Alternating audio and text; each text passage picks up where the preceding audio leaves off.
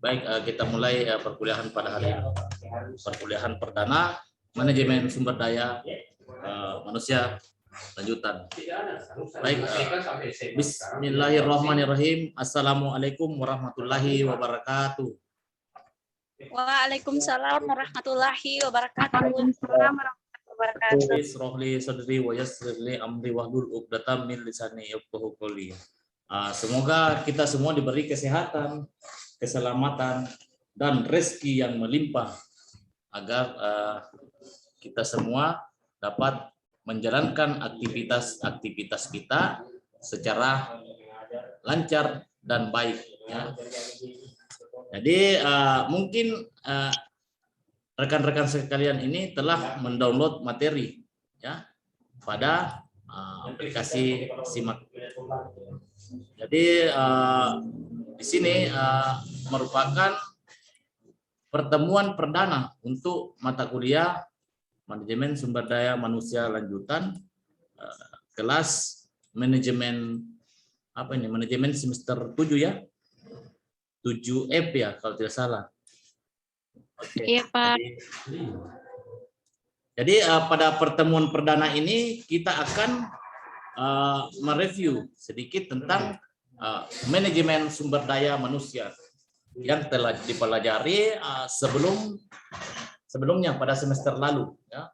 Jadi manajemen sumber daya manusia itu merupakan suatu konsep yang telah ada sejak lama. Tanpa disadari oleh manusia telah berorganisasi dengan melakukan pembagian pekerjaan dimulai dari masa sebelum revolusi industri. Ketika itu para pengrajin yang memiliki usaha sudah membangun hubungan dengan orang-orang yang bekerja di tempat usahanya dan mereka memberi mereka kebutuhan untuk hidupnya. Puncaknya ini dimulai pada revolusi industri Inggris tahun 1920. Itu saya telah memberikan materinya ya. Jadi materinya itu ada di SIMAK. Nah, dalam bentuk PDF yaitu PowerPoint. Isinya itu PowerPoint-nya.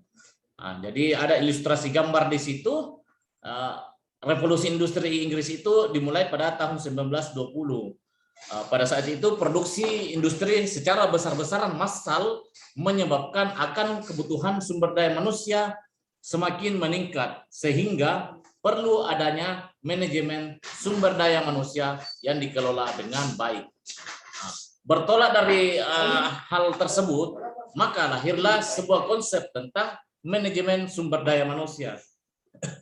Jadi apa itu manajemen sumber daya manusia? Mungkin rekan-rekan sekalian ini telah mempelajari sebelumnya dan telah memahami. Jadi hari ini kita akan mereviewnya. Menurut Biars dan Ru itu manajemen sumber daya manusia adalah kegiatan yang dirancang untuk menyediakan, mengurus, dan mengkoordinasikan sumber daya manusia dalam sebuah organisasi. Sedangkan Boxall dan Parcell mendefinisikan manajemen sumber daya manusia itu sebagai segala sesuatu kegiatan manajemen yang berkaitan dengan manajemen hubungan kerja di sebuah organisasi atau perusahaan. Sementara itu, Guest kemudian mengemukakan ada 4 dimensi manajemen sumber daya manusia yang terdiri atas komitmen, fleksibilitas, kualitas, dan integrasi. Merujuk pada hal itu, suatu kebijakan manajemen sumber daya manusia dapat dikatakan efektif dan berhasil apabila dia memenuhi 4 dimensi tersebut. Lalu apa tujuan manajemen sumber daya manusia? Menurut Armstrong dan Taylor, tujuan manajemen sumber daya manusia ini adalah untuk mendukung organisasi dalam mencapai tujuannya dengan mengembangkan dan menerapkan strategi human resource yang terintegrasi dengan strategi bisnis, lalu berkontribusi bagi perkembangan budaya kinerja tinggi atau biasa disebut high performance. Memastikan bahwa organisasi ini memiliki orang yang berbakat dan terampil sesuai yang dibutuhkan.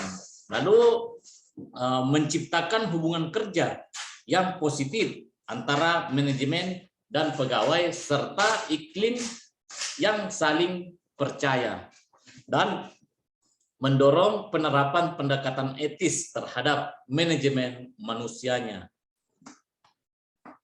Jadi manajemen sumber daya manusia ini tidak hanya ditujukan untuk mengelola sumber daya manusia dalam sebuah organisasi, namun pastinya juga ditujukan untuk menciptakan sebuah produktivitas dan sistem yang bertanggung jawab serta menghormati, menghargai hak-hak dari anggota organisasi atau pekerja. Ya. Lalu bagaimana mengelola sumber daya manusia? Kegiatan mengelola sumber daya manusia ini tentunya haruslah dilakukan dengan proses yang benar. Mengapa demikian?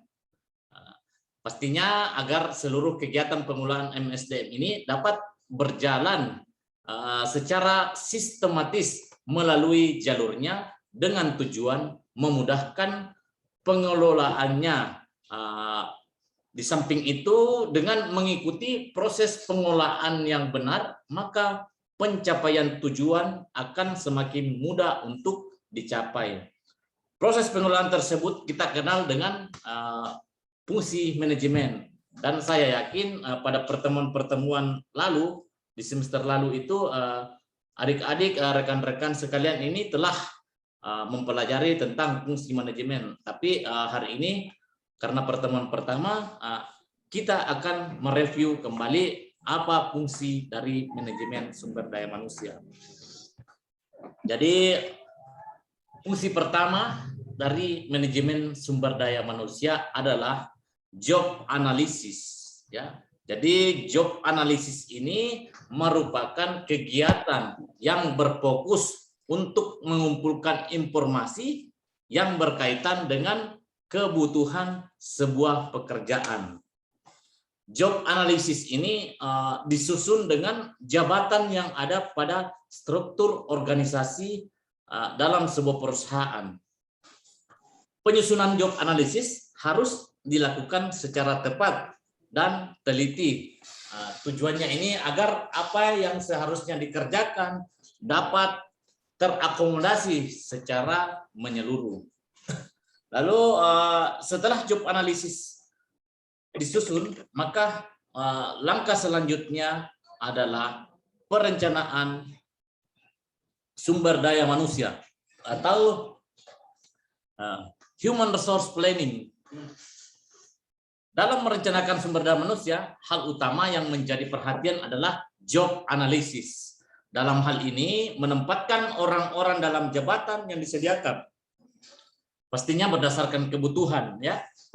Langkah ini merupakan langkah untuk merencanakan jumlah dan kualitas sumber daya yang harus disediakan, baik saat ini maupun di masa yang akan datang dengan cara melakukan peramalan atau kita sebut biasanya dengan forecasting. Lalu fungsi ketiga dari manajemen sumber daya manusia. Jadi fungsi ketiga ini adalah rekrutmen karyawan. Kalian pasti sudah sudah tidak asing untuk mendengar tentang bahasa rekrutmen karyawan. Langkah ini dilakukan setelah dilakukannya perencanaan tenaga kerja sehingga kita tahu berapa jumlah tenaga kerja yang dibutuhkan berikut kualifikasinya.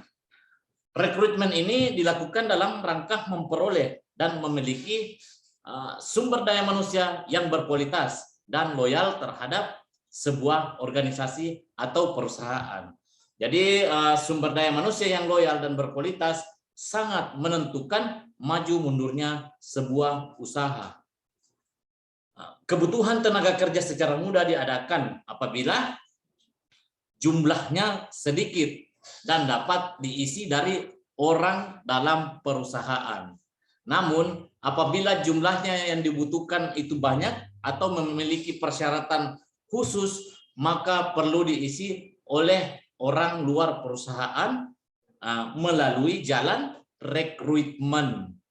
Jadi setelah sejumlah karyawan telah berhasil direkrut dari berbagai sumber tenaga kerja yang ada, misalnya menggunakan media, referensi atau surat-surat yang masuk, maka hal selanjutnya yang harus dilakukan adalah seleksi. Jadi seleksi ini merupakan fungsi keempat dari manajemen sumber daya manusia. Karyawan yang sudah direkrut melalui rekrutmen sebelumnya harus diseleksi dengan baik berdasarkan posisi yang sudah disiapkan. Hal ini tentunya bertujuan untuk memilih tenaga kerja yang dibutuhkan dengan kualifikasi yang telah ditetapkan. Proses seleksi ini dapat dimulai dari seleksi surat lamaran, yaitu dengan memeriksa dokumen-dokumen yang telah dilampirkan pada surat lamaran kerja. Tujuan seleksi ini adalah untuk memperoleh tenaga kerja yang sesuai dengan kualifikasi yang telah ditetapkan. Tujuan lainnya adalah untuk memperoleh sumber daya manusia yang berkualitas dan loyal pada perusahaan. Seleksi dilakukan melalui biasanya sih tes wawancara, tes tertulis, sampai dengan tes kesehatan. Ya. Jadi tes-tes ini dilakukan secara bertahap sesuai dengan jadwal yang telah ditentukan. Proses seleksi akan menghasilkan sejumlah tenaga kerja yang diidamkan minimal untuk tahap awal. Karyawan yang baru diterima sebagai calon karyawan harus memulai masa orientasi dan pendidikan terlebih dahulu. Itu biasanya kita kenal dengan magang, ya. Biasa yang baru, karyawan baru itu dimagangkan, ya, atau masa uji cobanya biasa dilakukan pada bank-bank untuk mengetahui apakah karyawan tersebut mampu atau tidak, ya, ditempatkan pada perusahaan atau posisi yang telah ditetapkan tersebut. Jadi ada langkah kelima. Langkah kelima adalah pelatihan dan pengembangan. Sangat jelas tujuan dari pelatihan adalah membiasakan karyawan baru dalam bekerja pada lingkungan barunya, sekaligus menambah dan mengasah kemampuan yang belum dimilikinya. Khusus untuk karyawan lama, sangat perlu dilakukan pengembangan diri karyawan, baik melalui pendidikan, promosi, dan rotasi jabatan. Hal ini pastinya bertujuan agar karyawan lebih mampu untuk menambah kemampuannya atau menambah bidang kerja lainnya yang dikuasai, sehingga memiliki kemampuan yang lebih baik. Pengembangan karyawan juga ini dilakukan guna meningkatkan pastinya kinerja dari karyawan. Setelah lulus dari pelatihan, maka langkah selanjutnya adalah menempatkan karyawan dengan bidang yang ditetapkan sebelumnya, atau penempatan kerja dapat pula dilakukan berdasarkan hasil pelatihan yang diperoleh selama mengikuti pelatihan, ya. Konsep ini biasa kita kenal dengan istilah the right man and the right place, atau menempatkan seseorang berdasarkan bidang keahliannya. Langkah selanjutnya itu ada evaluasi kinerja. Ini evaluasi kinerja merupakan langkah keenam. Jadi dalam bekerja setiap karyawan harus dievaluasi kinerjanya masing-masing. Penilaian kinerja ini dapat dilakukan melalui hasil kinerja atau kinerja perilaku. Di tahap ini, kinerja yang dievaluasi adalah hasil kerja karyawan yang apakah sudah memenuhi standar yang ditetapkan atau belum memenuhi standar yang ditetapkan. Jika sudah memenuhi standar atau melebihi, berarti karyawan tersebut memiliki pastinya kinerja yang baik. Begitu pula sebaliknya, jika belum memiliki, maka perlu dievaluasi kemampuan kerja dari karyawan tersebut. Jadi setelah mengevaluasi kinerja, langkah ketujuh yang dilakukan adalah kompensasi. Jadi pemberian kompensasi kepada setiap karyawan merupakan balas jasa yang diperoleh oleh seseorang atas pekerjaan yang sudah dilakukannya. Kompensasi ini berupa gaji, upah, insentif, bonus, bisa juga asuransi ya, dan lain sebagainya yang dibayarkan oleh perusahaan kepada karyawan. Jadi hasil evaluasi kinerja yang diperoleh karyawan ini digunakan untuk menentukan jumlah komposisi yang akan diperolehnya. Pemberian kompensasi yang adil termasuk berbagai fasilitas kesejahteraan terhadap karyawan. Jadi kompensasi ini diberikan atas dasar prestasi karyawan melalui penilaian prestasi kinerja. Lalu langkah ke-8 adalah jenjang karir. Karir ini merupakan suatu rangkaian perilaku dan sikap yang berhubungan dengan pengalaman maupun aktivitas kerja selama rentang waktu pada kehidupan seseorang atau individu, serta merupakan rangkaian aktivitas kerja yang berkelanjutan. Singkatnya sih, karir merupakan perjalanan kerja seseorang selama dia bekerja di sebuah perusahaan ataupun organisasi. Karir karyawan ini diberikan melalui perencanaan karir, ya, bagi seluruh karyawan yang dilakukan secara transparan dan jelas. Karir karyawan dapat meningkat atau dapat dipromosikan, diturunkan atau didemosi, atau dirotasi, atau dipindahkan pada jabatan yang sama. Ya, jadi perencanaan karir harus dilakukan melalui penjenjangan karir sesuai dengan hierarki, yakni dari karir yang paling rendah pastinya sampai menuju karir yang paling tinggi. Untuk mencapai jenjang karir pada tingkatan tertentu ini diperlukan berbagai persyaratan sesuai dengan jenjang karirnya. Ya. Jadi jenjang karir yang dapat diperoleh adalah berupa kenaikan pangkat, kenaikan jabatan, dan kenaikan golongan. Lalu fungsi selanjutnya ada yaitu fungsi ke-9. Yaitu fungsi keselamatan dan kesehatan kerja. Fungsi ini tentunya tidak boleh diabaikan. Bahkan sangat pentinglah diperhatikan dan dilaksanakan oleh setiap perusahaan. Karena di sini menyangkut dengan keselamatan, kaitannya dengan keselamatan kerja saat karyawan beraktivitas dalam bekerja di perusahaan atau organisasi tersebut.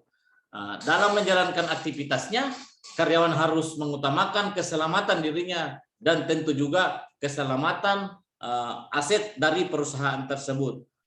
Untuk menjaga itu semua, diperlukanlah peraturan kerja dan rambu-rambu kerja. Kemudian tersedianya peralatan kerja yang mampu melindungi si pekerja dari bahaya resiko pekerjaan.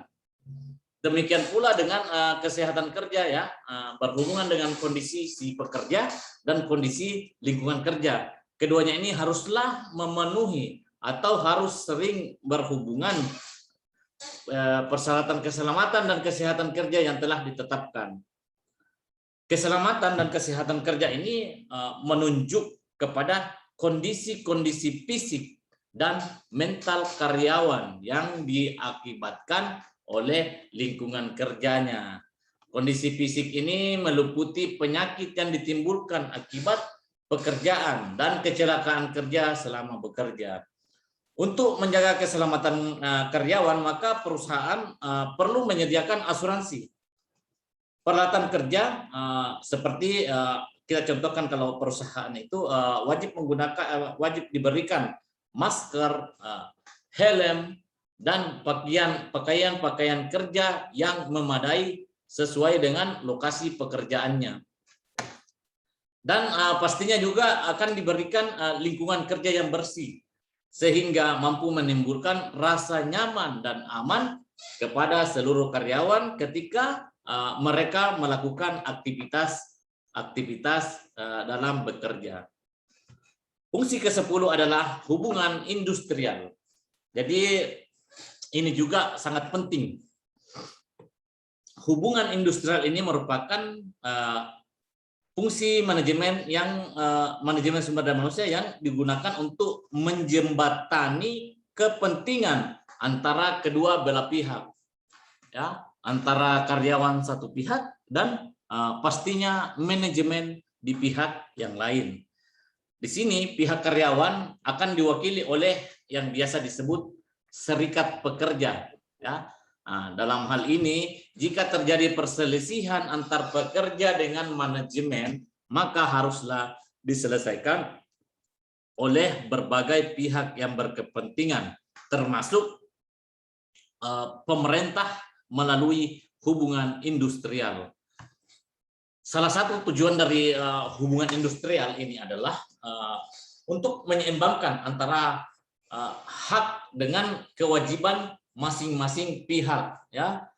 Jadi tujuan lainnya ini adalah agar perusahaan tidak berbuat semena-mena terhadap karyawan, dan begitupun sebaliknya, karyawan harus mematuhi segala peraturan yang telah dibuat. Dengan demikian kegiatan perusahaan ini akan berjalan secara normal tanpa adanya gangguan. Fungsi manajemen sumber daya manusia yang terakhir adalah mungkin semua tahu yang dimaksud dengan PHK, yaitu pemutusan hubungan kerja. Namun pastinya ketika kita mengatakan pemutusan hubungan kerja, pasti semua berpikiran yang tidak baik tentang pemutusan hubungan kerja. Namun sesungguhnya itu pemutusan hubungan kerja antara perusahaan dan karyawan ini merupakan bisa disebabkan oleh berbagai alasan, ya. Jadi bukan hanya dipecat, ya. Bisa disebabkan oleh berbagai alasan atau sebab yang alamiah. Seperti tibanya masa pensiun, itu termasuk pemutusan hubungan kerja, ya. Jadi ada tibanya masa pensiun, lalu permintaan resign atau mengundurkan diri karena alasan pribadi, itu juga termasuk pemutusan hubungan kerja. Dan yang paling fatal adalah pemecatan karena melakukan kesalahan. Jadi pastinya itu merupakan semua unsur dari pemutusan hubungan kerja. Cuma rata-rata di sini pasti berpikiran bahwa pemutusan hubungan kerja ini larinya ke PHK, larinya ke pemecatan, ya. Jadi perlu kita tangkap bahwa pemutusan hubungan kerja itu bukan hanya pemecatan, dia itu bergantung pada kondisi-kondisi, ya, kondisi-kondisi, misalnya tiba masa pensiun lalu minta mengundurkan diri secara baik-baik kepada perusahaan tersebut dikarenakan ada suatu hal yang ingin dilakukan oleh karyawan tersebut dengan alasan yang kuat. Permasalahannya di sini adalah dalam pemutusan hubungan kerja pastinya ada hak-hak karyawan yang harus dipenuhi oleh perusahaan. Hak-hak karyawan ini berupa pensiun, ya, atau dana pensiun yang dapat dibayarkan per bulan atau dibayarkan sekaligus, atau biasa perusahaan ini biasa memberikan pesangon, ya. Jadi di sini kuncinya pemutusan hubungan kerja ini bukan hanya disebabkan oleh pemecatan karena melakukan kesalahan, ada pensiun, dan semua ini ketiga tadi itu minta mengundurkan diri, waktunya pensiun dan pemecatan, semua akan mendapatkan kompensasi, ya. Jadi semua akan mendapatkan kompensasi. Itu merupakan hak dari karyawan tersebut selama bekerja dan kewajiban bagi perusahaan untuk memberikan biaya untuk pemutusan hubungan kerja. Jadi itulah tadi review tentang mata kuliah manajemen sumber daya manusia. Mungkin semua telah mendownload ya, semua telah mendownload. Jadi kita ketahui bersama, mungkin ada beberapa di sini yang belum pernah saya ajar, namun mungkin sudah familiar dengan saya ya.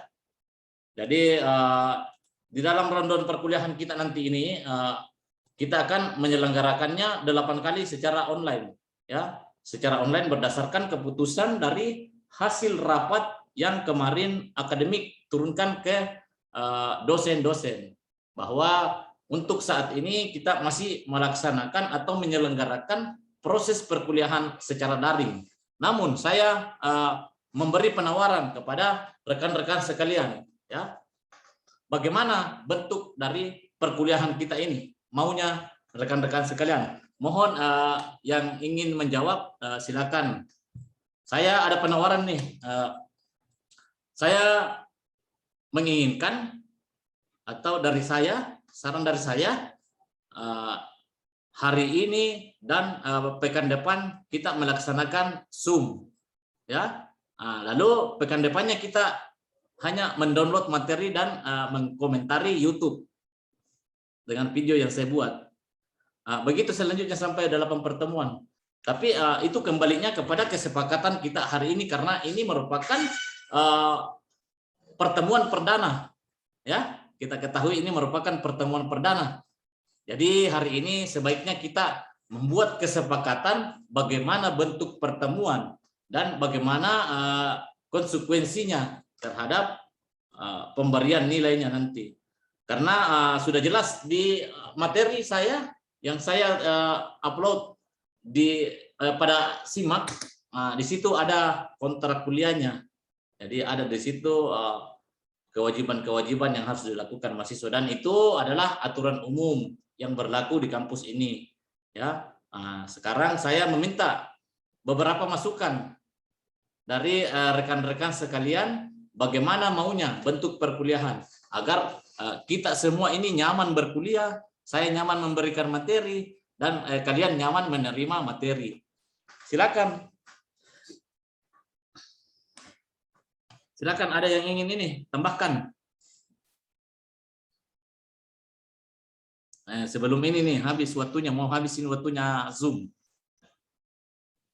Jadi di sini saya memberikan penawaran. Mungkin ada yang bisa mewakilkan, ya, ada yang bisa wakilkan.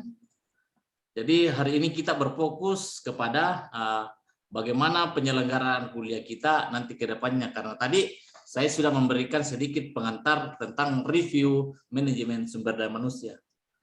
Ya, bagaimana, ada yang ingin ditambahkan ya? Mana ketua tingkatnya, Nurul Muhrisah? Saya Pak. Oh, Rosanti, oke. Rosanti, silakan Rosanti. Pak. Kapan diadakan Pak tatap muka? Kenapa enggak sekalian tatap muka? Jadi rencana diadakan tatap muka itu nanti pertemuan ke-9 ke atas. Ya. Karena syaratnya juga agak berat nih kalau ini pertemuan tatap muka. Apakah semua sudah vaksin? Nah, itu yang jadi pertanyaan. Udah, Pak. Nah, itu. Jadi itu yang jadi pernyataan, karena memang ada izin dari Kementerian Pendidikan, Kebudayaan, Riset dan Teknologi itu mengizinkan kita untuk kuliah tatap muka, namun ada beberapa syarat yang harus dipenuhi terkait dengan protokol kesehatan, utamanya bagi mahasiswa dan dosen harus sudah melaksanakan atau sudah divaksin. Itu syarat utama. Kalau berdasarkan dengan aturan yang ada ya, aturan yang yang diturunkan oleh kementerian. Namun mungkin nanti ada regulasi barulah Mudah-mudahan ada regulasi-regulasi baru yang dikhususkan untuk bagaimana cara kita menyelenggarakan perkuliahan tatap muka. Ya, artinya sih begini, intinya kita akan mengadakan tatap muka di pertemuan ke-9 sampai terakhir. Itu pada dasarnya.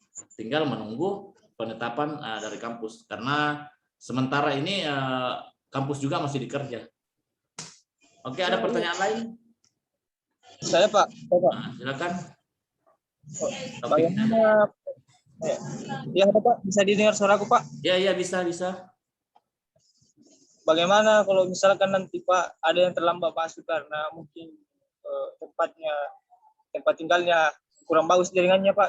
Kira-kira itu seperti apa Pak? Oh, untuk perkuliahan kita ini ya. Jadi saya memberikan juga ini penawaran ya. Di dalam mata kuliah saya ini nantinya ketika ada yang telat atau ada yang lambat mendownload materi yang saya kirimkan di SIMAK ini nantinya akan saya beri waktu 12 jam. 12 jam. Jadi mustahil lah kalau tidak bisa mendownload materi itu dalam 12 jam. Oke, dan setiap pertemuan saya rekam. Ya, jadi setiap pertemuan ini saya rekam. Sama dengan pertemuan hari ini saya rekam, lalu nantinya upload ke YouTube. Nanti saudara-saudari mahasiswa ini akan absensi juga di situ. Ya, itu sebagai penguatan pertemuan hari ini. Oke, sudah jelas. Ini tinggal 3 menit ini. Masih mau dilanjut ya? Kalau masih mau dilanjut, saya buka lagi roomnya. Masih ada pertanyaan? Sudah tidak ada ya? Masih ada ya? Yang ingin bertanya? Ini tinggal 3 menit waktunya. Sudah tidak ada ya? Nah, baik, saya sangat berterima kasih kepada rekan-rekan mahasiswa sekalian karena telah memfokuskan dirinya hari ini untuk mengikuti perkuliahan yang saya ampu. Jadi sampai jumpa di pertemuan selanjutnya ya. Insya Allah pertemuan selanjutnya kita akan masih menggunakan Zoom. Metodenya hampir sama dengan hari ini. Menggunakan Zoom, mendownload materi, dan nanti mengabsen juga dirinya di YouTube yang akan saya kirim. Insya Allah hari ini saya akan upload ya. Ya, terima kasih atas perhatiannya semua. Saya akhiri pertemuan perdana hari ini. Billahi fisabilil haq fastabiqul khairat. Wassalamualaikum warahmatullahi wabarakatuh. Pesan saya tetap patuhi protokol kesehatan. Waalaikumsalam. Jangan lupa mendownload materinya ya. Iya Pak. Jangan lupa ya. Oke, terima kasih. Saya in ya, saya in. Iya, Pak. Iya, Pak.